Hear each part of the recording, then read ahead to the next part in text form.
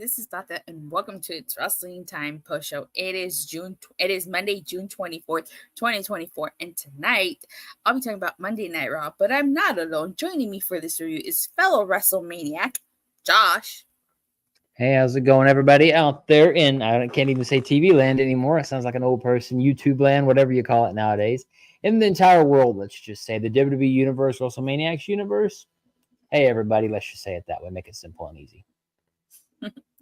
All right, so we had quite the interesting Raw. As we know, last week, the Wyatt sick debuted, and they pretty much, killed Chad Gable, but more on that later. And so tonight we had a very interesting segment with Bo Dallas and Howdy, or Uncle Howdy. I think he's just going by Howdy now. Mm-hmm. But this was very interesting. I thought this was a really well done. The YWC verse. That's a good one. I like it. So I thought it was interesting because he was asking him about Bray Wyatt, asking him about how he felt when his brother died. I was not expecting this at all. I feel like this was kind of done because people are criticizing this whole group because that they're exploiting Bray Wyatt's legacy, and he even Howdy even asked Dallas that. And when he says that all he ever wanted his whole life was to be like his brother, he looked up to him and wanted to be like him. It's just like, damn, man, I hit you right in the feels. Mm-hmm. Yeah, I like this segment, and then I didn't like the segment. I mean, again, I think as we talked offline, it's definitely not the, Eddie's in hell line with Randy Orton and Rey Mysterio. I get that they had to kind of go there, although, again, as far as sometimes I rebook everything. And as I'm thinking about it, as you were talking, I was thinking the only thing I think would have been better. Again, I understand the whole Faces of Foley type of, throwback to 97 when they're all kind of in the same area. I kind of like it, the fact that either it could have been Howdy talking to somebody and then revealing it's just talking to himself in the mirror as, Bo Dallas, or the fact we see Bo Dallas talking and then the camera pans and he's talking to somebody, we don't know who, but we see that it's just the Howdy mask. So again, I like it and I understand the implication. Only thing I'll say is it was a very weird follow-up to week 2, from killing everybody to being like, I just missed my brother, man. It was very tame by comparison. Again, we had another segment earlier, later on we'll talk about, but I don't know. I liked it on some parts and some parts I didn't. Now, this was interesting because Nikki Cross, as you alluded to, gave Michael Cole a box which contained a VHS tape. I don't know about you, but I've seen the movie The Ring, and I saw the Japanese version, Ringu. I was like, excuse me, has anybody not seen The Ring? Don't look at that videotape. Mm-hmm. Yeah, it's funny you said that because I was thinking that myself when you said that. I was like, oh, it's like The Ring. I mean, and look, I mean, maybe putting those two segments together, maybe the idea is kind of the manifesto as to what happened last week. But I don't know. I think they missed something that kind of was a manifesto. But again, it was different. And again, I'll take different over the same old thing. So I just have to trust Triple H's judgment. I don't mind spooky stuff in wrestling, just like I don't mind comedy, just like I don't mind drama. I like it as long as it's well done. I thought this was really well done, so I have no complaints. I'm very curious to see where we go from here.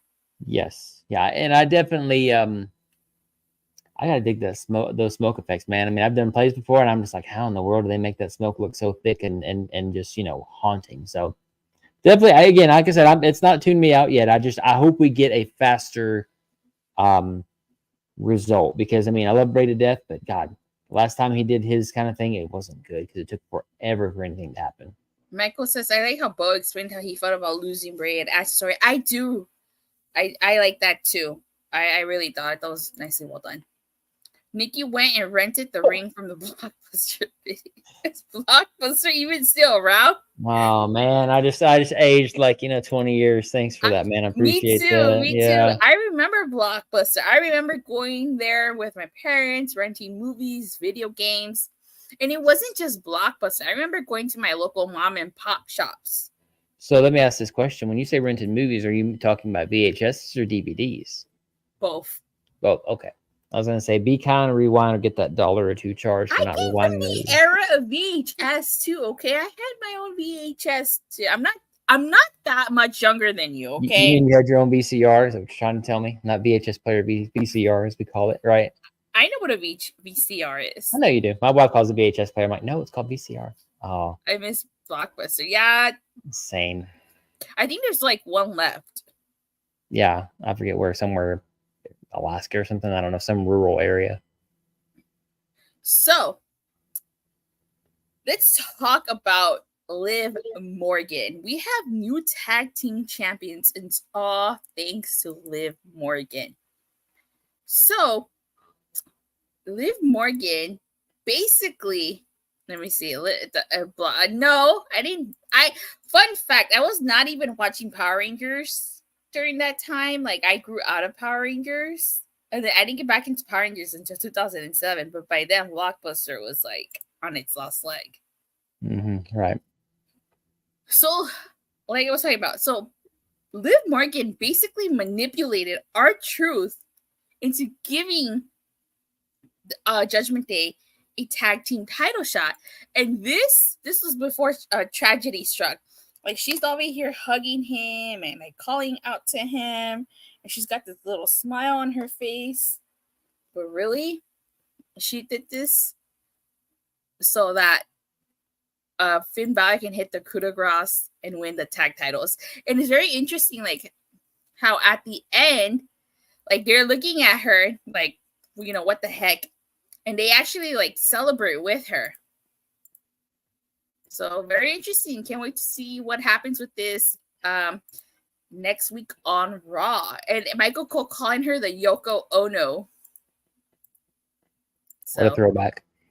Yeah. Here's what I thought was interesting, and I mentioned in my review earlier that this made me think that Liv Morgan basically orchestrated the WrestleMania hangover that the Judgment Day had. Damian's still world champion. They're now tag team champion. You know, like, at least from night one, essentially. I think night one or whatever. But the idea is that basically she got the Judgment Day back to where they are. All she needs to do is now help Dom win some sort of title, and Judgment Day is at full power all over again. So, I mean, again, Liv Morgan's kind of doing Rhea Ripley better than Rhea Ripley. So I wonder if that's why she's doing that. And look, you know, we got new tag champs and Daddy Finn and the human Funko popped himself, JD McDonough. So, you know, fun times on this one. I'm liking the storyline a lot. It says it was time for Truth and Miz to lose the titles. That was over them holding them.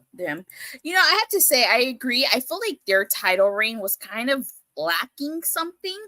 You know, I mean, yeah, don't get me wrong. I really like Truth winning at WrestleMania, and like he got his WrestleMania moment, but I feel like it was time. You know, you know, R-Truth is timeless. I mean, the man is timeless. R-Truth, like Tony Storm, essentially, he is timeless. But I think the issue with it to me is Miz ruined it. It was time. It was time for them to lose them, but I kind of thought that they were going to lose them to the Creeds, not to a Judgment Day. What did you think? You know, to me, like I said, I kind of felt that R-Truth has always been R-Truth. He's evolved. He's still the crazy character from 2012, and it still works. Where Miz, I think him being an awesome Truth tag team, he's kind of, and it's not Miz's fault, but the awesome Truth to me ran its course once they were heels. I love them as heels, even R-Truth. I think just Miz kind of, I hate to say he ruined it, but I wanted a different partner than Miz for R-Truth. I don't know why. I just wanted somebody different, because now they're doing what's up, and Miz doing the white guy type of thing. I don't know. I just, I don't know. To me, I think Miz is what ruined the tag team titles for Miz's reign, for R-Truth's reign. To me, it should have been R-Truth and somebody else. Even if it was R-Truth and JD, I would have loved that. Oh, okay. So Donald is going to come back, I guess, guys. It'll just be me for now, I guess. As Donald is going to join us back. Going back, you know, look, I mean, Miz has done well for himself. He's a double Triple Crown champion, to be first one ever, of course. But, you know, I don't know, guys. I just am not wanting to buying it. I think Miz has kind of jumped the shark. I think Miz kind of just needs to, I don't want to say stop being active, because that's not necessarily the right thing to say, but I don't know. I just am not buying into the whole R-Truth and Miz thing. So we'll be talking about that as Donna comes back, hopefully soon. Sorry about that. I'm having difficulties here. I don't know what's no going problem. on with my internet, but like it's been failing me. Damn it, Howdy. Damn it, Wyatt 6. I was going to say, you start hearing, start hearing the sounds go down. No, I was just saying that, Miz, I think, is kind of shackled R-Truth because, again, Miz playing that Awesome Truth character just seems so out of character now. He's evolved past that. R-Truth can be timeless, and Miz just, I think it was time for somebody else. Hell, I would have taken JD being Truth's partner because that would have been fun every week. Him driving JD crazy. I would have rather had that instead. Yeah, it seems like it. Honestly, like I kind of thought that Awesome Truth was going to lose those. We're going to drop those tag titles to the Creeds in their whole storyline with Chad Gable. Right. But in order for Liv's storyline to move forward, it made sense that they had to drop them to the Judgment Day. What I love is, really, and as I mentioned before, that, JD was trained by Finn Balor. Same with Becky Lynch. So I love that, we've got this really baked in story. If and when the Judgment Day ever ends, if we get Finn Balor or JD basically saying, look, and it could be little seeds. Finn Balor is now champion with his student, and we could have Finn Balor and JD as a baked-in feud after the fact. I'd love to see them two feud. Student versus teacher, always a good story. We might get that soon with Cody and Randy. Mm-hmm. For sure. All right. Let's talk about this Drew McIntyre promo. So Monday Night Raw kicked off with Drew, and I actually really dug this promo. I really dug it. I liked how he mentioned how the people who chant for CM Punk are dead to him, and he hopes that Punk is as uncomfortable. Now, we learned that Drew McIntyre has a Money in the Bank qualifying match next week. I think that CM Punk is going to cost Drew McIntyre that qualifying match because he was talking about how he hopes that CM Punk is as comfortable watching at home, watching him win the Money in the Bank ladder match. And I feel like that's where this is going. I wonder if it's that or if to sell the injury, the idea is Punk is still gone. And as Drew has his hand on the Money in the Bank, he's screwed again by CM Punk. Because again, the intrigue is this. Do we want to have it to where Punk comes back and costs him and then we have a whole month of them just maybe having their first match? Or do we elongate the story, give Punk a long enough time to get well, and basically him saying, yeah, I let you in. I could have cost you, but hell, it's a lot better to cost you the match as you're about to win it. I don't know. I mean, it could be something screwy as I think back to Austin versus the McMahons and King of the Ring 99 when all of a sudden the briefcase started going up and down, up and down. It could be something that CM Punk, you see him sitting there starting to push the button or whatever as McIntyre does it. I mean, who knows? You could do something crazy like that. Money in the Bank is next week, so it wouldn't be too much of a long time, but I could see what your scenario play out. I could definitely see Drew McIntyre advancing to the Money in the Bank, and as he's climbing that ladder, Punk comes out and costs him that. I could see that happening. Mm-hmm. Yep. I also think it'd be funny as heck because I mean, he already took over the referee spot. Why not have him get in production? It's like, who is messing with the stupid thing? And every time Drew McIntyre goes, the thing goes up. They could do it twice or three different times, maybe even once. As he gets it, he reaches for it, the briefcase goes up, and whoever is next to him grabs it. And, I'm assuming Jey Uso would be the one that's going to win it. But I don't know. We'll see. I forgot about that. God, Money to Make is next week, isn't it? Yeah, we're going to be doing predictions next week, so make sure you guys tune into that. Yes. Again, time has gone by so quickly now. It seems like every PLE is every 2 weeks. Yeah, Punk is costing McIntyre again. Punk's going to make sure Drew has no chance in hell winning anything. That is so true. Yes, indeed. I like this promo, though. It was a really good promo. I mean, I get the whole idea I quit thing, but then he's back. I don't know. I mean, again, they have to figure out that logic, but hey, they got to do something. So I like this, though. Angry Drew is a good Drew. Yeah, I agree. So we get Chad Gable arriving with like sunglasses and security. And the funny thing is he's passing by a production truck with Alexa Bliss as she was part of the Bray Wyatt's group. So very interesting. WWE usually tends to do that because when they hint at something, they don't just do that to do that anymore. Right. Yeah, I mean, I love the whole idea that Chad Gable has to have security like Goldberg did back in the day. I mean, I'm surprised when he came out to ring, he didn't have security follow him along up until the ring time, and he can stay on the outside. I would have loved that idea, but then again, you'd have Braun Strowman, knocking all the security guards down too in his Strowman Express. So we had Ludwig Kaiser being quickly interviewed, and he said he was going to prove that he's destined for greatness against Braun Breaker tonight. So this leads into Braun Breaker versus Ludwig Kaiser. I thought this was a really good match, and normally I hate like interfering sometimes, especially when it's a DQ and the same old thing. But I actually really like this because Sheamus got involved, and as we know, Ludwig Kaiser and Sheamus have been feuding for a while. And it also furthers Braun Breaker's storyline. Like, Braun Breaker's pissed that people keep getting involved in his matches. And I love that it was a heel versus heel, but clearly Indianapolis loves some Braun Breaker, which was so neat to see because, I mean, technically, think about it. He destroyed Ricochet and everything else, and still they're cheering him versus Ludwig Kaiser. That speaks a lot to Kaiser's role as a heel, and really it speaks to Braun Breaker down the road of how over he really can be as a face. And that Steiner Hurricanrana thing, good Lord, that Steiner. That Frankensteiner, yeah, I was like, wow, I really like that spot. That was close, though. Before we get into the Judgment Day segment, let's talk about the Braun Breaker segment since we're on that. So during this Braun Breaker segment, like, again, I like the fact that he's complaining to Adam Pearce about people getting involved in his matches. And this whole segment leads to being Sami Zayn versus Braun Breaker at Money in the Bank. So it would be very interesting to see if Braun Breaker takes that title from Sami Zayn.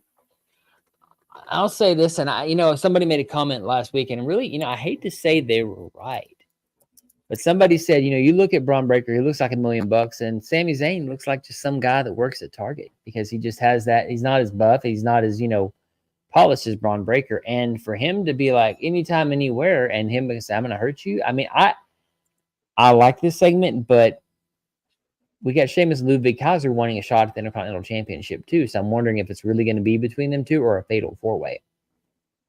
Well, next week is the go home show, so they got to decide. Yes, they do. Okay, so now let's get into that Judgment Day segment that came before this. So Liv Morgan sent Dominic a PS5, a whole tray of chicken nuggets, WWE 2K24, like, she really hooked him up. But he was questioning as to how he got his number. I think Finn Balor gave Liv. Here's kind of a meta thing that I think they missed out on. So if you look in the back, JD is playing as Rhea Ripley, right? Finn is Lita. I would have loved had they thought about making him play as Liv Morgan, just as kind of a little like, oh, okay, I see. And I think they maybe didn't think about it at the time, but had Finn been playing as Liv Morgan, it would have been more hints there that way. So, yeah, I totally missed that. Now that you pointed it out, yeah, they were playing JD McNuggets. That's funny. So we'll have to wait and see. But Liv Morgan says she's going to take everything away from Rhea Ripley, so she's starting to do that. But let's talk about the racy photo that supposedly was sent by Liv Morgan, and of course, boys being boys, she's like, "Look at this, boys," and of course, Carlito. The best. Oh, that's cool. So, I mean, we don't know what it is, but something that Liv Morgan sent got everybody's attention in that room. Yeah. And she alludes to it later as we get to her segment. So we get the Money in the Bank qualifier. It's Shayna Baszler versus Valkyria versus Kairi Sane. And I like how commentary is mentioning the fact that, like, no one's won Money in the Bank 2 years in a row except for CM Punk. Now, Lyra here wins this, and they've been throwing her out there, man. Like, they included her in this, and Queen of the Ring. They really seem to have high hopes for Lyra Valkyria on the main roster. She's really good. I mean, I think her interview skills need some help. I think Lyra is probably going to be better whenever she turns heel. I think when her character turns heel, I think it's going to be she's going to shine a lot more in interviews. I don't know why that is. I just feel the whole Raven character is going to be a lot darker and a lot more sinister. But, I mean, this match was a really good match. I mean, like, for a clean finish, because I mentioned that the 2 matches of the night for me was this match and the Ludwig Kaiser with Braun Breaker. But, I mean, this one as a clean finish, my God, the finishing sequence of the Kirifuda clutch on on Lyra. And as she's going out, Kairi Sane hits the elbow, and then Lyra hits her finisher. 1, 2, 3. It was a beautiful sequence of events. I loved it. Yeah, it was great. They want to make Lyra the next Becky. I don't see it yet. We'll see. They're trying. I wouldn't be surprised though. Well, Becky dropped the title to Lyra, and I'm sure she had a choice whether or not to drop it to her. So I think her and Lyra do share some sort of relationship for sure. That's true. So Drew McIntyre is like pissed at Adam Pearce backstage, talking about how he doesn't deserve, how he wants to be in the Money in the Bank, but Adam Pearce doesn't deserve it because all he's done is cause chaos and disruption. So I'm really liking angry Drew McIntyre here. An angry Drew McIntyre is a good Drew McIntyre. I have a statement about Gunther that's the opposite, and I'll talk about that in a minute. But an angry Drew McIntyre is a wholesome Drew McIntyre to me. Yeah. I don't want to sing Drew McIntyre ever again. I don't need that. No thanks. All right. So we get Liv Morgan and Zelina Vega. Oh. Dominic. Oh man, just and whatchamacallit? She basically wants Dom to come out here. Zelina Vega comes out, and the whole point of this is that like Dominic ends up coming out because he goes out there to try to tell Zelina Vega he was willing to help her because he would rather have anybody have that title over Liv Morgan. Mm-hmm. Yeah. Well, I mean, look, she's wearing a daddy's girl t-shirt, for goodness sake. That to me was so over the top. It was so good. So, I mean, the Zelina Vega thing, I mean, I don't want to say it feels forced, but Liv has to kill somebody, right? I mean, but she didn't. But I think what hurt in the segment, she's like, look, I took out Becky Lynch in early retirement. I took out Rhea Ripley. You really think you're going to have a chance against me? And Zelina really didn't have anything to kind of counteract that, unfortunately. But this was all about Dom and Liv. It always has been. And Rey Mysterio just being forced into it, basically doing the pull apart, and Dom pushing his dad down. We get another Rey Mysterio versus Dom Mysterio. I don't know why they keep staying on this feud, but continuity, I guess. I'm over the feud between Dom and Rey. Let's see. Oh, thank you for the shout out. And thank you for telling me for the good work. Thank you. It means a lot. But like how we talked about earlier, like this leads into Liv Morgan manipulating R-Truth because as she's going to the back, like she basically talks R-Truth into giving Judgment Day a tag match. And you know, the missus on commentary was just like, what the heck? Mm-hmm. Yep. She's a siren. She gets everybody's attention. I mean, they're starting to use her as the old valets of old, Deborah going up there and, you know, shaking her stuff and, you know, Miss Elizabeth distracting. So I'm liking it. I'm liking that Liv is still her own athlete, but they're using her wiles as a woman to be able to woo men to doing what she wants them to do. I do like that a lot. I'm so over seeing Rey and Dom move on. Yeah, me too. I'm over it. Story that never ends. It's like the never-ending story. Exactly, but not as good. It's been a long time since I've seen that movie. Same.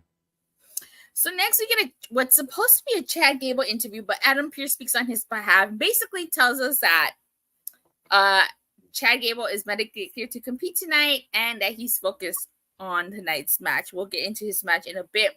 We get a Seth Rollins video package. I actually really like this video package. You know, WWE's production team is incredible. They always make really great video packages. This was no exception. Like, this was a phenomenal video package.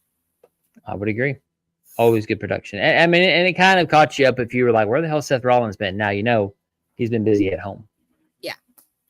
So we get the Money in the Bank qualifier, Chad Gable versus Bronson Reed versus Braun Strowman. But before that, Chad Gable comes out and he cuts a promo. I like how he was like, the rumors of my device were greatly exaggerated and that he was dead by a bunch of monsters. But basically, he said that he's going to call himself Master in the Bank. Love it. I hope he wins. I hope he does. Same. But this was a really great promo by Chad Gable. I'm digging this character change with Chad Gable. Braun, he's alive. He's alive. Do you believe in miracles? Oh my God. I mean, you know, the thing is, I think about Chad Gable, he is the second coming of Kurt Angle so hard, but in the way that's not a ripoff. He just is legitimately a great athlete, and I love that he's able to pull it. But it's an homage, not a parody, or not a. He has no other character to do. That's just how Chad Gable is. He's so good. You didn't even have to strap him to a lightning rod. No, bring him back to life. But anywho, during this match, I really liked the interaction between Bronson Reed and Braun Strowman. That was a meat match, and that could be a meat match waiting to happen. I wish you got Angle versus Gable, you and me both. I also hope we get our My Dream match, Josh Alexander versus Chad Gable, or Speedball Mike Bailey versus Chad Gable, but we'll see how that goes. But you know what I thought was impressive was, God, that German suplex to Bronson Reed, that delayed German suplex to Bronson Reed by Chad Gable. My God. And that wasn't the finish. Nope. It wasn't. So like Judgment Day attacked Braun Strowman during this, as they've had a Judgment Day a Braun Strowman problem for a while now. And Chad Gable moonsaults Bronson Reed, and he actually won this. I was not expecting Chad Gable to win this at all. But he actually won, and I'm happy he won. Yeah, me too. Although I was really expecting a swerve, I have to admit, and we'll talk about what happens next. We'll go there. We'll go there first, and then I'll talk about what I was thinking was going to happen instead of what happened. So, like, Nikki Cross, looking like the girl from the ring, emerges from under the ring, I think. Crawling up to the apron. This is when she gives Michael Cole that little box. But Chad Gable, like, you know, he gets out of there, and I really like the fact that they carried the segment to the back where he basically apologizes to Alpha Academy. Mm-hmm. He's seen the light for what he did and for his behavior. You know, Otis doesn't want to hear it, but Maxine kind of, you know, she's saying she'll talk to him. What I like about this is that finally the Creeds and Ivy Nile approach him, and they're like, are you okay? And he says that they need help, and the camera pans out. I really, really like that. I think that we're finally going to get to a point where Chad Gable aligns himself with the Creed Brothers and Ivy Niles. And please, I really hope that they do a segment with the Creed Brothers beating down Alpha Academy. Team Gable. Let's just call them not the Alpha Academy. Let's just call them Team Gable, because why the hell not? Because, I mean, they're athletes. It's going to be great. It's going to be great chemistry, and it's going to really get everybody over. I love the tease. Same here. And what I think is going to happen is, well, I don't know if Chad Gable will win Money in the Bank, but I definitely do see the Creeds. I definitely do see Master Gable leading the Creeds to a tag team title shot opportunity and winning the tag titles.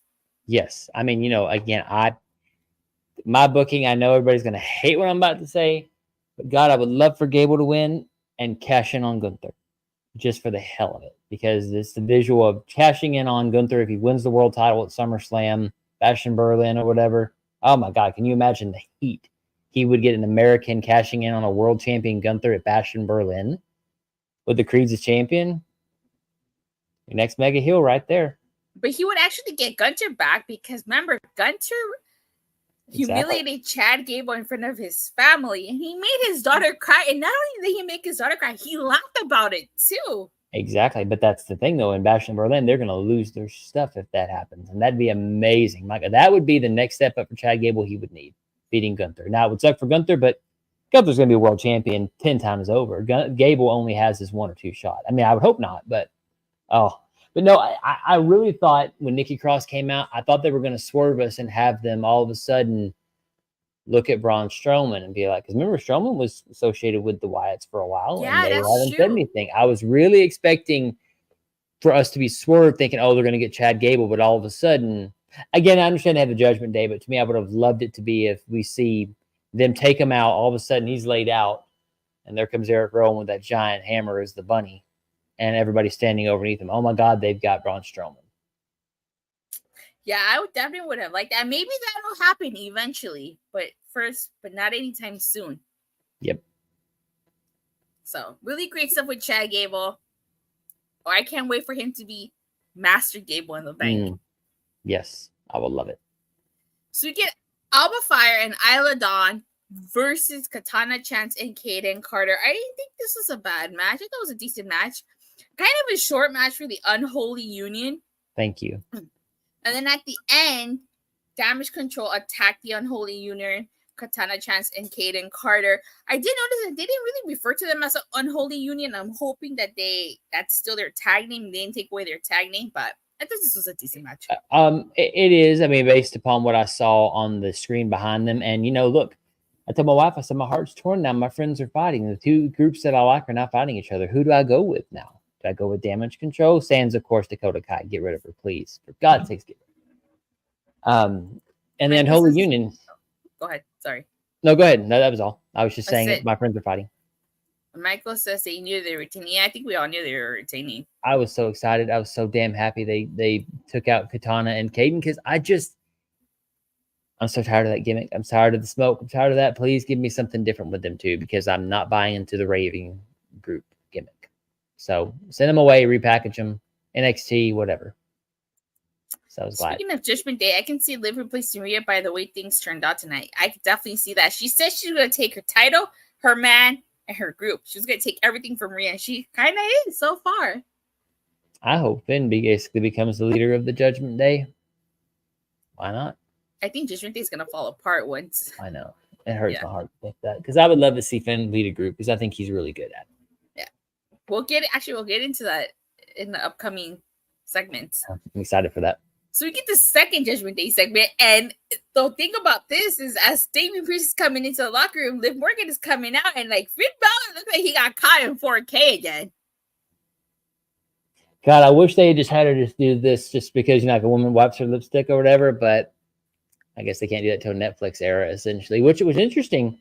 Triple H was interviewed recently about saying, "What are y'all going to do about censoring?" He's like, "We're uncensored. We don't have to do the whole blackouts or the whole muted thing, so we are now uncooked and uncensored all over again back from 93. So excited for that. But yeah, he got his hand caught in the cookie jar. But the whole point of this is that we find out that Liv Morgan set up a match between Dominic and Rey Mysterio, and she got them a tag team title match. Since I smell a plan brewing between Liv and Finn. I do too, especially because Finn says that Liv seems too good to be true for him, which was interesting if you caught that. Yes. I mean, well, the hotel key. I mean, why do you need to take the hotel key? Just throw the damn thing away. You don't have to take it. So Finn's little demon's coming out one way or another, evidently. Demon King Finn Balor, always planning, always plotting. Michael says, "I can't wait for Raw to hit Netflix now." Yeah, same. I can't wait. It's gonna be great. Uncooked and uncensored, baby. That's what it's going to be. And unrated?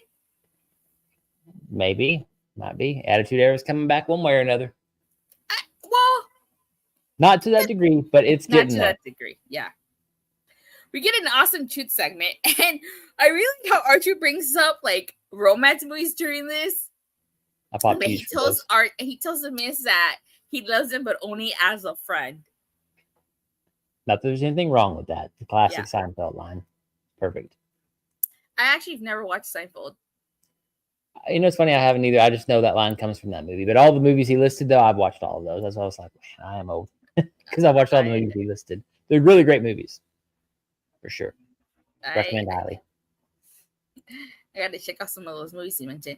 So we get a Damian Priest promo.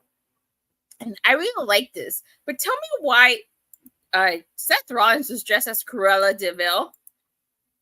I didn't understand. My wife said the same thing. But you know what though, I gotta say, the suit part, the jacket was either stitched or that Dalmatian was over that Two-Face type of coat. And I wonder about that because I mean I saw Cruella de Vil, but I also saw Two-Face from Batman. I'm like, oh, there's the black and the white, the good Rollins and the bad Rollins. Oh, okay. I see what you're talking about. Two-Face. It could be from either Batman. or. And if you think about the jacket is mixed with both white and black, and right now, Seth is technically all babyface, but there's a little heel tendency here or there, which kind of dots the white canvas of somebody wearing a white hat. Again, I mean, it's probably too meta thinking that, but watch Psycho. I've actually never seen Psycho. That's an older movie, but it's a good one. I haven't seen both versions. Maybe that's a new segment. Dada reviews old movies. Yeah, and then they can join Michael 101 by 91 and reviewing his movies. There you go. So But I did one like of the color thing. one of the things that I like about this was how like Seth Rollins basically makes a, I guess you could say, a deal with Damian Priest, basically saying that he'll accept Damian Priest's proposal, but he fires one back at him. So basically, Damian Priest was saying that as long as he is world champion, Seth Rollins can never challenge for the world title if he loses. Seth Rollins throws it back and says that if Damian Priest loses, he has to leave Judgment Day. Now, Damian Priest says that Judgment Day needs him more than he needs them, and he accepts, which I think is interesting because I think Damian Priest is forgetting that the only reason he is champion is because of Judgment Day and CM Punk. Well, the interesting thing, what I always look at it is, it's the classic, the one thing you don't ever do is make a deal with the devil, because it's never a fair deal. So we never know what could necessarily happen with Damian Priest in the Judgment Day. And again, your own words will come back to haunt you. The Judgment Day needs me more than I need them. But there are no leaders in the Judgment Day, remember? And if you looked at it earlier in the night, he would say, well, Finn, y'all go take care of y'all's business. I'm going to go take care of mine. So there's been this little thread of splitting of like, hey, that's not my business. Y'all handle it. That's not on me. Because really, Damian Priest is a world champion. In theory, he's the biggest one of all of them. He should be the one to take out Braun Strowman, but he's sending all the rest of them. So he's leading them without them, quote unquote, realizing he's the leader, even though he's pretending there's no leaders in Judgment Day. So there's a lot of different threads there that they're not realizing. Judgment Day's falling apart without Rhea Ripley. I know. It's so sad. Well, they always say if, mom's not involved, it's always chaos with the boys. So that's typically true. That's funny. All right. Now, Gunter returns in this segment. And he basically tells them that it doesn't matter who wins because they're going to be the lesser man when they step to him. So I'm actually kind of torn. I don't know if it's going to be Seth Rollins versus Gunter or if it's going to be Damian Priest versus Gunter. You know what makes me happy? A smirk from Gunther. A happy Gunther is a wholesome Gunther. I mean, again, for him to say basically, I got next, I'm going to kill whichever one wins. I mean, that's the impossible thing of no matter who's going to win, you're losing your title next month at SummerSlam. So marquee-wise, think the smart choice would be to give Seth Rollins to Gunther, because I think beating Damian Priest will help Gunther. But I think for him to beat a multiple world champion as Seth Rollins, I don't know. I still want to see Rollins versus Gunther. I could care less about Priest and Gunther, because at that point, I could see Seth Rollins and Gunther and Seth Rollins somehow winning. Priest would be just bull, what, if he had won over Gunther. I question as to whether Gunther's going to get his moment at SummerSlam or if they're going to wait to Bash in Berlin, because SummerSlam is August 3rd?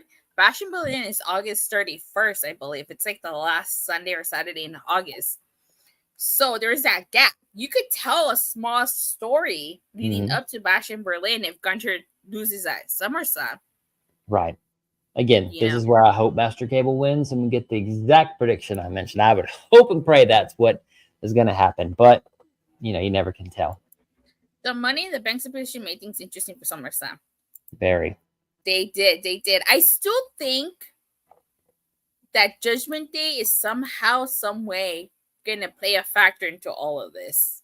They will. They have to. It's Judgment Day. Whether they play a factor at Money in the Bank or remains to be seen. But if Damian Priest somehow retains, I do think Judgment Day will play a factor at SummerSlam.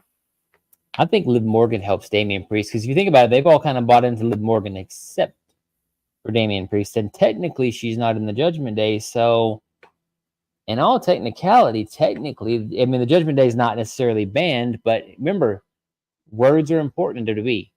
You have to use the Judgment Day to win. Well, Liv's not in the Judgment Day. So, technically, Damian could still keep his word. And if he's not aware of Liv being out there or whatever, essentially, he's like, all right, she's in the group. He's the last holdout.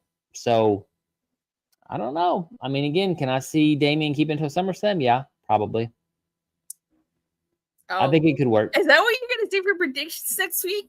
That you're going to pick Priest? Well, who knows? I could change tomorrow. I never know. I mean, that's one thing is I think that'd be a good way to do it, because, again, the heel keeps his word. I didn't use Judgment Day. Liv Morgan came out. She's not even in the Judgment Day. I don't even like her. She helped me win the title or keep the title. Make sure you guys tune in next week for predictions. Yes. Liv will join Judgment Day. I think she will. So after that, we get the Wyatt 6 segment, which we talked about at the beginning. So we're gonna go ahead and talk about the next thing. Kofi Kingston versus Karrion Kross. I really could have cared less about this match. I'm sorry. I don't like the Final Testament. I don't know where this storyline is going. Maybe the split up, but I didn't even care for this. No, I don't like the logo. I understand, but I don't like it. If we had taken this 5 years ago, threw them in NXT, it'd be great. Because Karrion Kross could have led the AOP with Paul Ellering and Scarlett, but they're so lost because, look, we now have a new monster faction. We got the Wyatt 6. Are you telling me that the Final Testament's going to do a damn thing about the Wyatt 6? They've been out-monstered now. There's no reason to care about the Final Testament unless they go to NXT. They're dead in the water now. Iron says, but if somehow Priest, wouldn't that benefit the rest of the members, Finn included? What do you mean by that? So the main, yeah, I definitely was just on it. I don't care about AOP. Yep. Oh, if Priest loses, if he loses, would it? I guess you can say it would, because then it'd be like another group. Well, he's been giving them a bunch of crap about, like, you guys can't get the job done. You can't get the job done. It's like, look, buddy, you told us to stay in the back. You were going to beat Seth Rollins, and now you lost. So wins and losses are important, says our new tribal chief Solo. So there's been threads there that he's been getting onto them about them not getting their job done. He's the only one in the Judgment Day getting things done. So if he loses to Seth Rollins, that gives them reason right there to not only let him leave, but kick his butt out. Yep, exactly. So the main event is a World Tag Team title match. It's Judgment Day versus the Awesome Truth, which we briefly talked about at the beginning.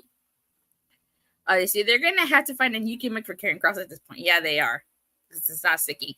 So we already talked about the ending and the finish to this, but overall, I did think that the match was, a decent match. As I mentioned earlier, I was really happy for Awesome Truth when they won at WrestleMania. It's a great moment, but it was time for them to lose the tag titles. And I thought that they were going to lose it to the Creed brothers. But it makes sense. You need Liv Morgan's storyline to continue. But I think that eventually the Creeds take the titles. Yeah, I mean, I think it's just, the idea to keep the continuity going between them. And look, I mean, we could have a triple threat match and they could end up losing it in a different way with the Creeds. I mean, so I'm okay because, again, we're just now starting the Creed story. So we can get to, Survivor Series. We can get to SummerSlam, Bash at Berlin, and they can lose him there once the Judgment Day implodes. All right, so overall, on a scale from a 1 to a Sean Spears perfect 10, what would you rank tonight's show? Michael gives it a 7. I'm going to give them... God, that's hard. I'll give them an 8 for once because of the 3 things that I liked. I liked the fact that Drew McIntyre was being angry, wholesome Drew McIntyre. I actually liked the 2... I'm saying 4 things. I liked the match for the Money in the Bank women's match. I liked the women's triple threat match. I liked Kaiser versus Breaker. And, I really didn't mind Rollins versus Priest. But then once Gunther came in the picture, I was like, oh, I'm good. So really, out of 3 hours, there were pretty good segments. It was a lot better than I anticipated because it wasn't as boring as last week. Last week, besides the ending, and with Uncle Howdy, I'll put that as a midway like too. So pretty good Raw, I thought. I would give this a 7.5. And the reason for that is, for the most part, I really did enjoy this Raw. It wasn't a boring Raw. No, but right. The one thing I really didn't like or didn't care for was Kofi Kingston versus Karrion Kross. I expected more from that match. Yeah, if you just take that match out, this would have been an 8 out of 10 show for me. But because of that match, I didn't really care for it. So I'd give it a 7.5. But I really did dig tonight's show. Agreed. I thought it was a good show. I mean, a good follow-up. Now, the go-home show's got to be better than this week. That's what I'm hoping. And normally their go-home shows tend to not be as good. So we'll have to wait and see how that goes. Io said all right show. Storytelling keeps people talking. That is true. Show was not as good as last week. All right. So as we get ready to wrap up, where can people find you on social media? You can find me at Russell M Podcast on my Twitter. I also review Raw, SmackDown, and NXT, and again the PLEs and anything else previews as well. Been out for about a week just due to a family issue, but I am back in full force, guys and gals. So you will be seeing me tomorrow night review NXT. And hey, look, Joe Hendry did show up, and to add something else, apparently TNA was happy because he was eliminated by Frankie Kazarian because apparently there's a feud between them two. So it wasn't as bad as we initially thought, although his appearance was very brief. Joe Hendry showed up in NXT. Boy, you've been under a rock the last week. I know Joe Hendry showed up. I actually watched and reviewed that show because I said, and I was a woman of my word, I said that if Joe Hendry showed up, I would watch and review last week's NXT. And I did. Yep. I did. And yes, they are feuding. You'd watch TNA. You would know that that Joe Hendry and the king of TNA, Frankie Kazarian, are feuding with each other currently. But I was so happy Frankie Kazarian was the Final Four. I mean, again, we won't talk about NXT too much, but I'm glad that Frankie Kazarian got his kudos in that show in NXT. So I was happy. Yeah, definitely. All right, as for myself, you can follow me on Twitter at @TheSunscore. I talk all things wrestling, AEW, WWE, TNA. I go live every Monday, Wednesday, Friday, occasional Saturdays and Sundays. I'm gonna start to bring back, Power Ranger content. Power Morphicon is in August, so I cannot wait for that. Also, too, for all things TNA, make sure you check me out every Thursday over on Body Slam as Bird and I cover TNA on. And with that being said, thank you guys all so much for watching, for the continuing support. Please don't forget to like and subscribe. Make sure you hit that bell so you can notify whenever I go live or releasing a video. And I will see you guys on Wednesday, not tomorrow, on Wednesday, at the AEW Dynamite, which is a go-home show to Forbidden Door. Bye. See ya.